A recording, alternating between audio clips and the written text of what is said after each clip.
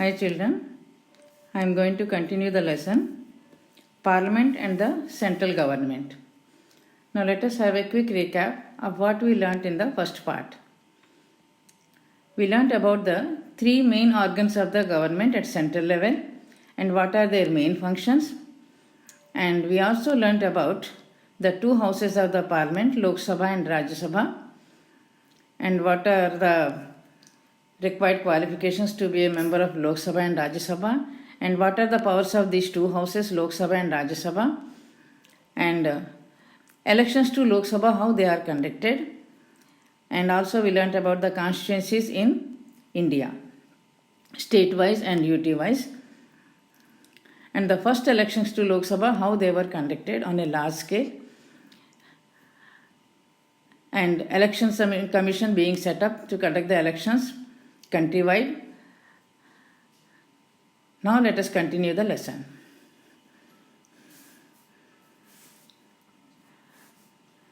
Some villages, the people responded to this first elections in a quite positive way, because for everyone it was the first opportunity to exercise their right to vote. They participated in the polls. They were fully aware of how they have to exercise the vote. Some of them, of course, the illiterates, they did not know what they are going to do and how they have to exercise their right to vote. But many of them, they did know what they have to do and what is the value of their vote. And in many places, the people treated elections as a festival and a public celebration. And they dressed up in a festive dress and they went to the polling booths to vote for their candidates of their choice. And women wore all their jewelry as if they are going to attend this function. And poor and illiterate people, they demonstrated their ability to exercise. That means they gave many demonstrations before exercising their right to vote. How to vote, they did not know. So they had many demonstrations before they went to exercise their right to vote. And also, some villages, they voted as a body. All the village people, they reached the polling stations the day before itself, and then whole night they spent dancing and singing around the bonfire, and in the morning they exercised their right to vote. And the whole village voted for the same candidate. And in Pepsu village of Assam, there were only two candidates who were contesting in the elections. And the people of the village, they did not know to whom they have to vote. So they solved the problem in a different way. A wrestling match was arranged between two young people. And these two young people, they were representing both the candidates contesting in the elections. And whoever won the match, the whole village voted for the candidate who was represented by the winner in the wrestling match. I hope you understood. And many of the people, they demanded many things. Food was demanded by them. They wrote on papers what were their demands and they dropped in the ballot boxes. They also dropped many offerings to the leaders who were contesting in the elections. In the ballot boxes, there were many demands and there were many offerings also offered by the people. Now let us see the turnout. Large number of voters participated in these elections, both from urban and rural areas also. And especially Dalits and Adivasis, they participated in large number. And also women participation was on a large scale. That is, nearly 40% of the women who were eligible exercised their right to vote in the first Lok Sabha elections. Nearly 40% of the women, they exercised their right to vote. And in spite of Parda system prevailing among some communities, women, particularly in large number, participating was a special feature of these elections, because in spite of Parda system, they participated in the elections in large number. Now, no other country conducted elections in such a large scale in which all the citizens, irrespective of their caste, religion, gender, community, exercised their right to vote. That is, the elections were conducted on the basis of universal adult franchise. As I told you earlier, most of the countries, starting from Western countries, did not grant this universal adult franchise at one stretch. First, only the men who had property were granted the right to vote. And after some years, men who were educated were also given the right to vote.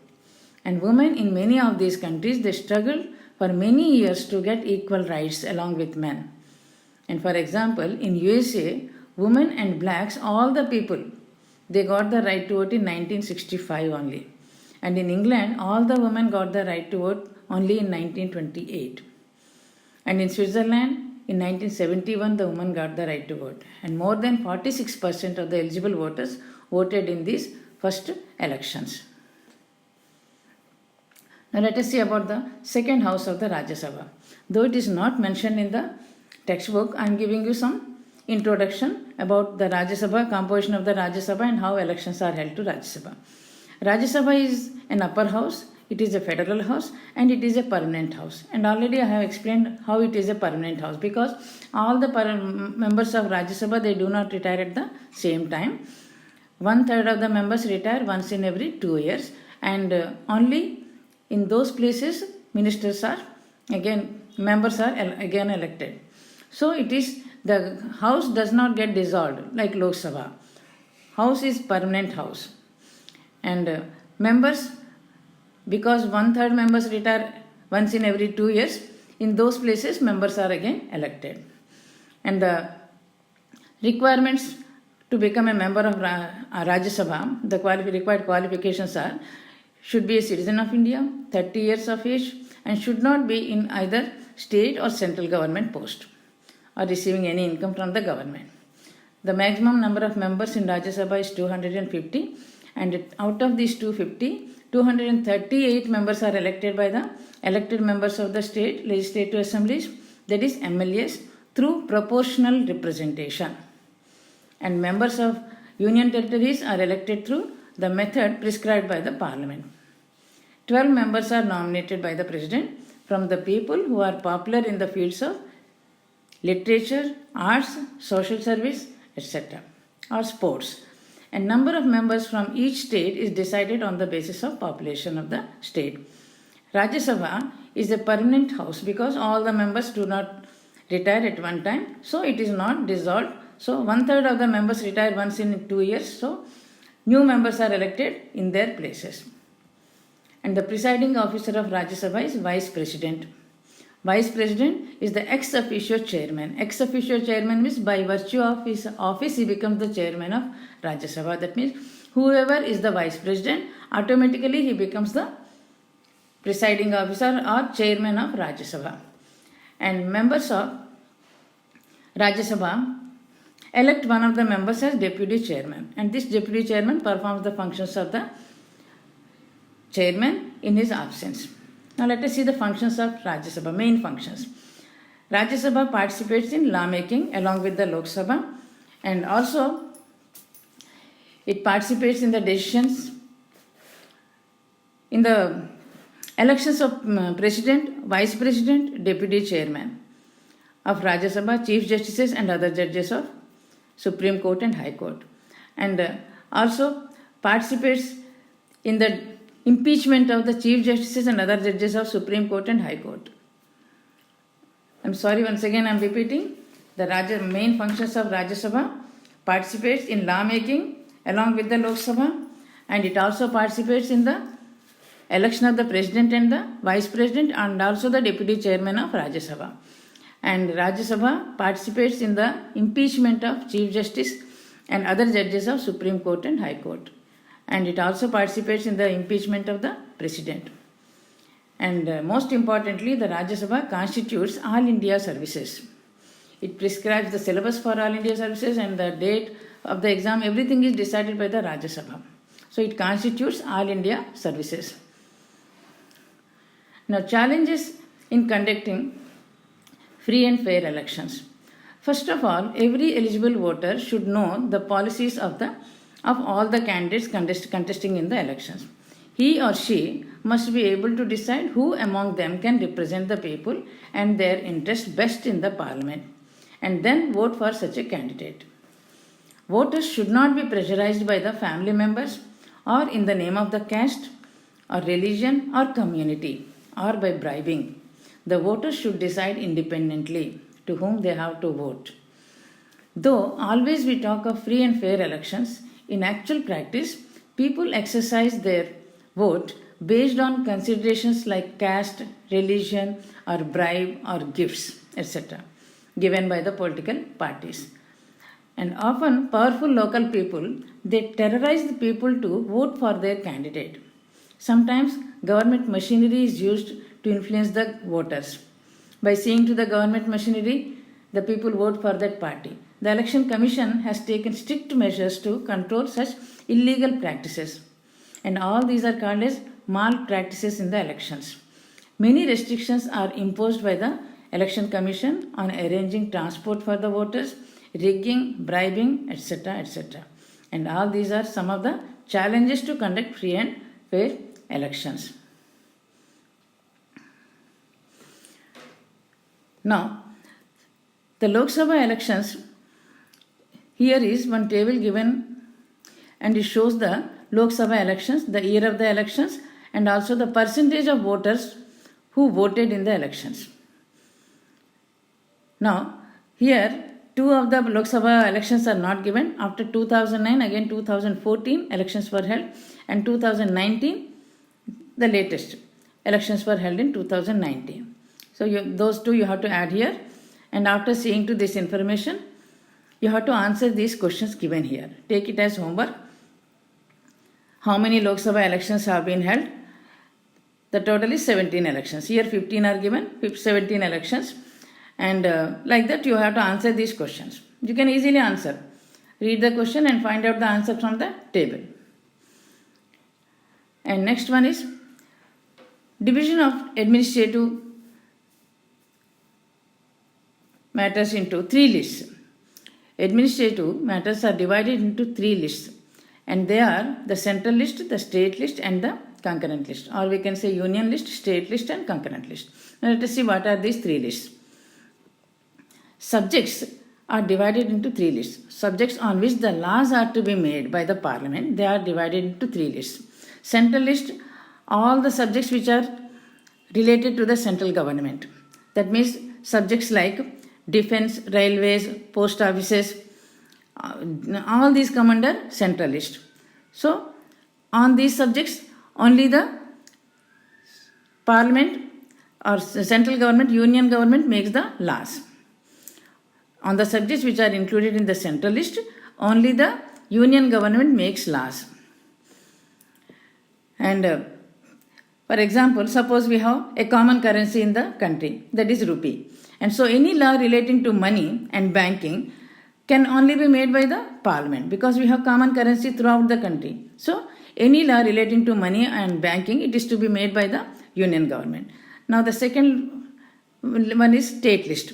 State list means in this some subjects are included, and on these subjects only the state governments can make laws.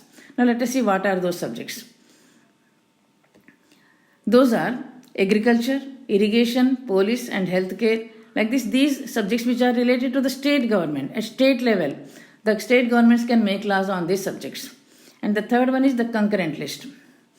And subjects which are included in the concurrent list, on these subjects, both the central government and the state government also can make laws. For example, making education policy. Education, electricity, these come under concurrent list. Education policy. At state levels, education system is different, and at central level, education system is different. So, on the subject education, both the central government and the state government also can make their laws. Now, the next one is the president and the vice president. How the president is elected? President, he is the head of the state, and he is also the first citizen of the country, and he is elected indirectly by the electoral college consisting of elected members of both houses of the parliament, that is Lok Sabha and Rajya Sabha, and elected members of state legislative assemblies. They also take part in these elections, but nominated members of Lok Sabha and Rajya Sabha, they do not take part in president's elections. Please remember, not all the members, only elected members, they take part in the president's elections. Nominated members, they do not take part in president's election because they are nominated by the president himself. President nominates 2 Anglo-Indian members to Lok Sabha and 12 members to Rajya Sabha. So these nominated members, they cannot take part in the president's elections. Now let us see what are the qualifications required to become a president. He should be a citizen of India first of all, 35 years of age, and should be eligible for membership of Lok Sabha. He should be eligible to become a member of Lok Sabha, and he should not be in government service or receive any income from the government. And the term of office for the president is 5 years, and he can be re-elected any number of times. And this president, who is the head of the country, he can be removed. It is a difficult process through which he can be removed. And this procedure is called impeachment. The president can be impeached by the parliament with the approval of 2/3 majority in each house of the parliament. And it is a very difficult process. So far, no president has been impeached in India. Now let us see the important powers of the president. He gives approval to the laws passed by the parliament. He gives his approval to certain bills passed by the state legislative assemblies also. And he nominates 2 Anglo-Indians to Lok Sabha, 12 members to Rajya Sabha, and he addresses the joint meeting of both houses of the parliament in case there are any differences of opinion between the Lok Sabha and Rajya Sabha. And all the important appointments like Comptroller and Auditor General, Election Commissioners, and Prime Minister and other ministers, governors of states, Chief Justices and other judges of Supreme Court and High Court, chairmen and members of UPSC, Attorney General of India, chiefs of all the 3 forces, Army, Navy, Air Force, ambassadors and high commissioners to foreign countries. All these appointments are made in the name of the President himself. And Vice President. Now let us see Vice President. Ex officio chairman of He is the ex officio chairman of Rajya Sabha. I told you just now what is ex officio chairman. By virtue of his office, he becomes the chairman of Rajya Sabha. That means whoever is the vice president, automatically he becomes the chairman of Rajya Sabha and performs the functions of the president in his absence. And he is elected by, vice president is elected by both the houses of the parliament. Now correct the false statements, take it as homework and do it. The president and the vice president are both elected by the same set of people. It is wrong. Every voter in India elects the president. Wrong. All the MLAs of the Vidhan Sabha of Andhra Pradesh participate in the election of the president. Wrong. Only the elected MLAs. All the MLAs of all the Vidhan Sabhas and Delhi and Pondicherry and all the MPs of the Rajya Sabha and Lok Sabha elect the president. It is also wrong. You have to correct the statements. Now the Council of Ministers and the Prime Minister. Prime Minister and the Council of Ministers, they are chosen from among the members of the Parliament. That is Lok Sabha and Rajya Sabha. The legislature at central level is Parliament. And the Parliament makes laws for the entire country. And the executive organ implements the laws and decisions of the Parliament. And the head of the executive is President. He is nominal head. The real head is the Prime Minister. And after winning the elections, the majority party elects its leader, who is invited by the president to form the government. Every time in the elections, whichever party wins the majority number of votes, that party elects its leader, and that leader of the majority party is invited by the president to form the government. The Prime Minister selects the ministers for different portfolios and gets them appointed by the president. And a huge staff of government employees working in government offices work under these ministers. Now thus, from members of parliament, a subgroup or small group of people, they become ministers and they run the government. And all the decisions of the government are taken in the name of the president himself. And however, the president performs all his functions only on the advice of the Council of Ministers. Please remember this point. The president performs all his functions only on the advice of the Union Council of Ministers. Now, as I already told you, the leader of the majority party is invited by the president to form the government, and if no party gets majority number of votes to form the government, then a coalition government is formed. Coalition government means more than 2 or 3 parties, they come together to form coalition government, and these parties also, when they come together, they elect their leader, and that leader is invited by the president to form the government. And the Prime Minister thus has the support of a majority of the members and can then select the other ministers to form the Council of Ministers. He selects ministers for different portfolios, like for agriculture, for education, for industries.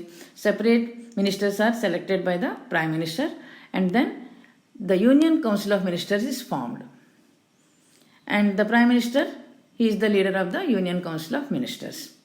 And all these branches, agriculture, industries, these are called portfolios. Now the cabinet. Among all the ministers, the cabinet ministers' functions are very important. The cabinet functions as the executive wing of the government. That means the cabinet ministers, they implement the laws of the government. It has to implement the laws and also rule the country in accordance with the laws. And the cabinet ministers, they also plan all the programs for the development of the country, and they have to implement those programs. And they have to prepare new laws or policies, take policy decisions for the country, or they can also make changes in the old laws to suit the present days, and the policies can be changed. That is called as amendment of the laws, and get them approved by the parliament. And all these finance, foreign affairs, home, defense, railways, these are called different portfolios. They are handled by different ministers who are selected by the Prime Minister. And each of these areas is looked after by a ministry headed by a minister. And apart from the minister, the ministry has a large number of officials. And all these officials, they are headed by a secretary. And these officials who are headed by a secretary, they handle the day-to-day work of the ministry. And these people, those who are working under the ministry, they study and prepare the notes and proposals, various proposals for the development of the country on various issues, so that the minister can take an informed decision on them. The minister's responsibility is only to take a decision on the information provided by these officials.